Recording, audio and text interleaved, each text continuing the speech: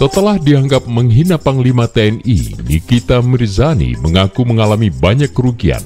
Maklum setidaknya ada 3 orang mengecam dirinya sebagai selebritas untuk tak boleh tampil di televisi. Hal itu ternyata mendapat tanggapan dari pihak televisi yang langsung mendepak Nikita Mirzani dari acaranya itu.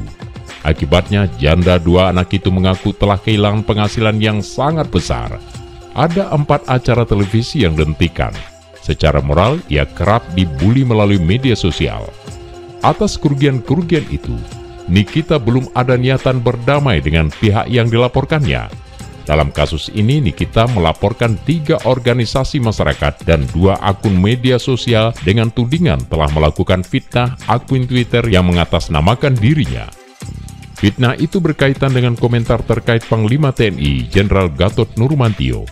Sampai saat ini, pihak yang dilaporkannya juga belum ada niatan untuk berdamai.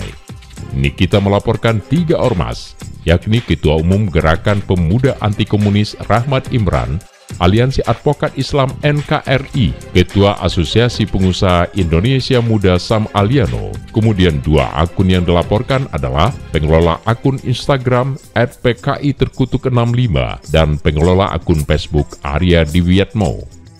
Cuitan di akun @Nikita-Mirzani yang dipersoalkan itu diunggah pada 30 September 2017.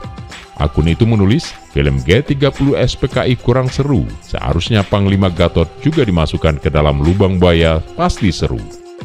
Nikita mengaku bayarannya sudah cukup mahal.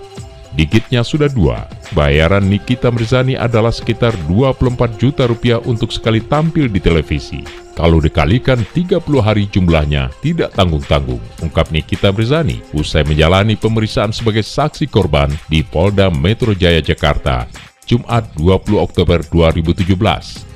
Selain itu, Nikita Mirzani mengaku bahwa kasus ini juga membuatnya kesulitan untuk membayar beberapa cicilannya.